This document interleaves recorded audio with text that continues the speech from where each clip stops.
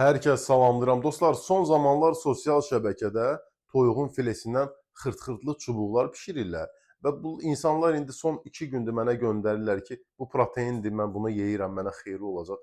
Əziz dostlar, bunun tərkibində demək olar protein yoxdur. Bu xırt-xırtlı əllə ovulan bir şeydir. Bu dağılıb tökülür, bu soyuducuda onun keyfiyyəti qalmır. Siz professionallar görmüsünüz ki, manqalda toyuğun filesini və mal ətini bişirəndə sulu saxlayırlar ki, protein elə onun içindədir. Bu qızarandan sonra orada protein olmur.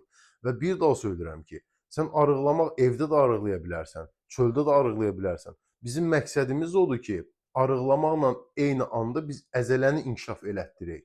O deyirsən mən indi hər dəfə eşidirəm də mayda, iyunda, iyulda, yayda formada olum, qəşəng paltar geyinim, dənizə gedəcəm, Antalyaya gedəcəm, ora gedəcəm, bura gedəcəm. Təbii ki, yaxşıdır. Amma ki, bizə lazım əzələ inkişaf eləsin. Təbii ki, ilk növbədə təzyiq göstərmək lazım.